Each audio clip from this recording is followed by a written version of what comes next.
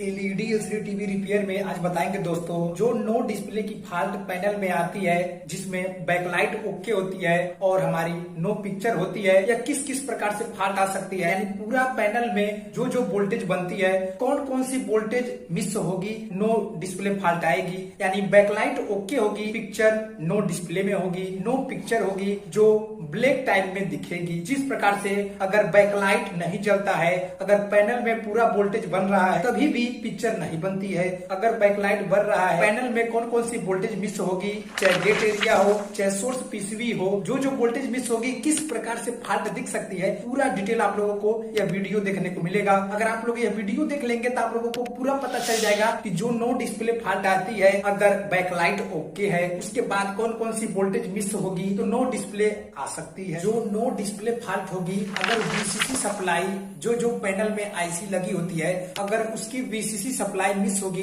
तभी भी no display की प्रॉब्लम देखने को मिलेगी। देखिए, अगर टिकोन आईसी की वीडीडी सप्लाई, टिकोन आईसी की वीसीसी सप्लाई मिस हो तो नो डिस्प्ले फॉल्ट देखने को मिल सकती है। इप्रोम आईसी की अगर वीसीसी सप्लाई मिस हो, नो डिस्प्ले फॉल्ट देखने को मिलेगा। उस केस में क्या होगा, बैकलाइट ओके होगी और जो पिक्चर होगा ब्लैक टाइप में होगा। अगर उसको हम टच करेंगे, क्या होगा, इस तरीके से स्क्रीन में लाइट दिखेगी। इसलिए दिखेगी क्योंकि यह बैकलाइट जल रहा है, यानी बैकलाइट ओके है और डिस्प्ले में पिक्चर नहीं है, उसी को नो डिस्प्ले कहते हैं। डीसी टू डीसी आईसी की वीसीसी सप्लाई मिस हो जाए तो नो डिस्प्ले देखने को मिलेगा। और अभी आप लोगों को बताएंगे कि यह क्यों नो पिक्चर होगा। वीसीसी सप्लाई मिस हो जाए तो नो डिस्प्ले देखने को मिलेगा। जो लेवल शिफ्टर आईसी लगी होती है पैनल में, अगर इसकी भी वीसीसी सप्लाई मिस हो जाए तो नो डिस्प्ले देखने को मिलेगा। इसलिए नो डिस्प्ले देखने को मिलेगा क्योंकि जो टिकोन आईसी होती है, टिकोन आईसी काम करने पर ही पूरी सेक्शन काम करेगी। यानी जो टिकोन आईसी होता है, यह टाइमिंग कंट्रोल आईसी होती है। टिकोन आईसी के इशारा पर ही DC to DC IC, gamma IC, level shifter IC जो होती है और जो इप्रोम आईसी होती है, टिकोन आईसी के इशारा पर ही काम करती है।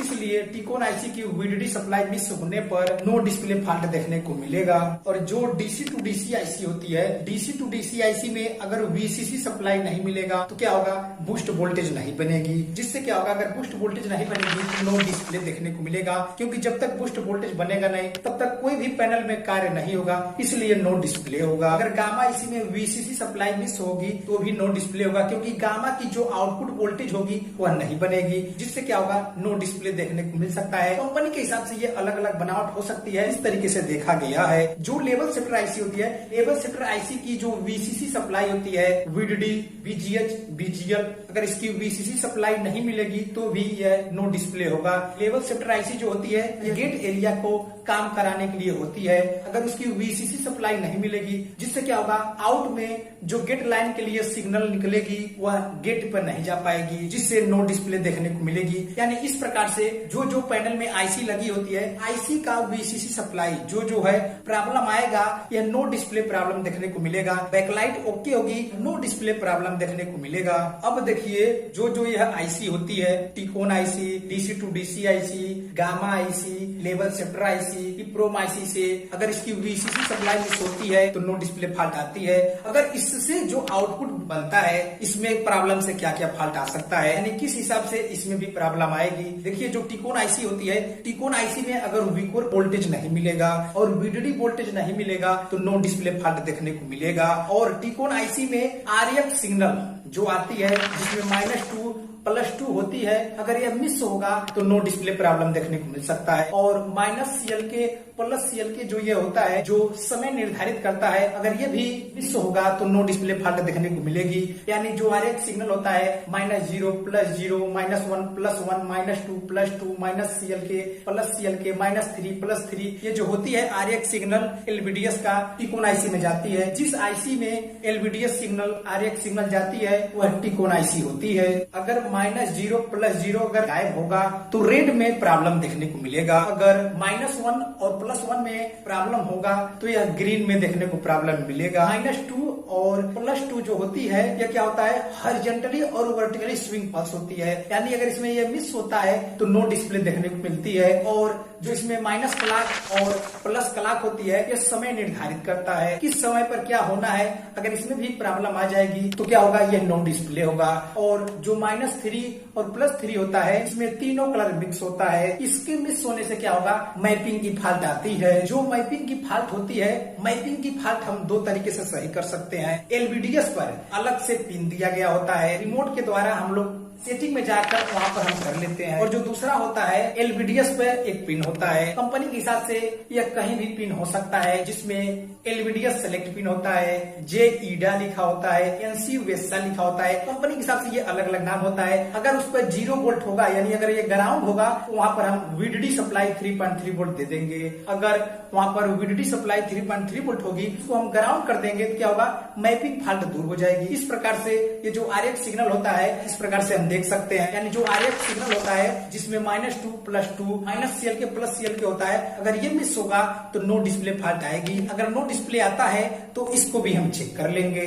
अगर DC टू DC IC में VCC सप्लाई जा रही है, अगर DC टू DC IC को अनेबल नहीं मिलेगा टिकोन IC से, या हो सकता है अनेबल वोल्टेज VCC सप्लाई से ही DC टू DC IC को दे दिया जाए। अगर बूस्ट वोल्टेज नहीं बनेगा तो भी नो डिस्प्ले का फॉल्ट देखने को मिलेगा। जो AVDD, BGH, VGL ये सब होता है, पिक्चर बनाने के लिए BGH काम करता है और पिक्चर हटाने के लिए VGL काम करता है। अगर ये नहीं बनेगा तो भी पिक्चर नहीं बनेगा। यानी DC टू DC IC के आउटपुट में अगर बूस्ट वोल्टेज नहीं बनेगा तो भी नो डिस्प्ले प्रॉब्लम देखने को मिलेगा। अगर EEPROM IC में सॉफ्टवेयर नहीं होगी तो भी हमको नो डिस्प्ले देखने को मिल सकता है। इस केस में क्या होगा, बैकलाइट ओके होगी और पिक्चर नहीं बनेगा। अगर गेट लाइन शार्टिंग होगा, जिससे क्या होगा, बूस्ट वोल्टेज नहीं बनेगी, जिससे क्या होगा, DC to DC IC protection में चली जाएगी, जिससे नो डिस्प्ले प्रॉब्लम देखने को मिल सकता है। और जो गामा IC होती है, अगर गामा IC की VCC सप्लाई मिल जाती है और गामा से जो आउट होना है, अगर ये नहीं बनता है, उस केस में कंपनी के हिसाब से जो सर्किट बनाई होगी, उस हिसाब से नो डिस्प्ले प्रॉब्लम आ सकता है। जो लेवल शिफ्टर IC होती है, इसमें VCC सप्लाई अगर जा रहा है, अगर VCC सप्लाई जाने के बाद इसमें आउट में गेट लाइन सिग्नल जो बनता है, अगर नहीं बनेगा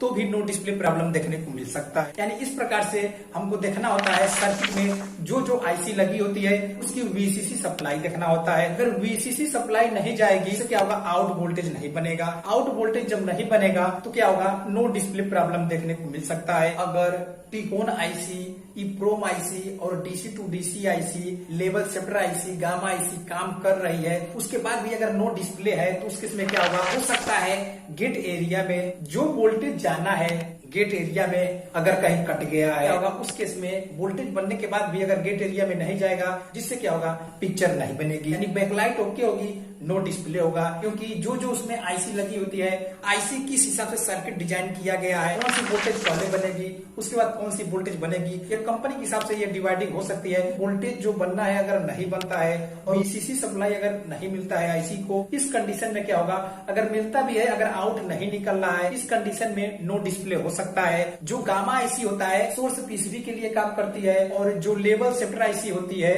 यह गेट एरिया के लिए काम करती है। इसलिए अगर गामा IC काम नहीं करेगा, सोर्स एरिया काम नहीं करेगा, जो सोर्स PCB होती है यह काम नहीं करेगी, जिससे क्या होगा, पिक्चर नहीं बनेगी। अगर लेवल शिफ्टर IC काम नहीं कर रही है, यानी इनपुट वोल्टेज मिलने के बाद अगर आउट नहीं बन रही है, जिससे क्या होगा, गेट एरिया पैनल की लेवल शिफ्टर IC के द्वारा ही काम किया जाता है। टिकोन IC से जो हमारी सिग्नल निकलती है, CPV, OE, STV, ये सब जो सिग्नल होती है, लेवल शिफ्टर IC पर जाती है। और लेवल शिफ्टर IC की जो VCC सप्लाई होता है, VDD voltage, VGH voltage, BGL voltage होता है, अगर यह वोल्टेज नहीं जाएगा, जिससे क्या होगा, IC काम नहीं करेगी। हो सकता है VCC supply level shifter IC में जाता हो, अगर टिकोन IC से CPV1, CPV2, OE, STV signal जो होती है अगर नहीं जाएगा, गेट एरिया में जो बनना है नहीं बनेगा। यानी इस कंडीशन में क्या होगा, जो पिक्चर होगी, बैकलाइट ओके होगा और नो डिस्प्ले होगा। यानी जब हम इसको टच करेंगे तो उस केस में क्या होगा, टच करने से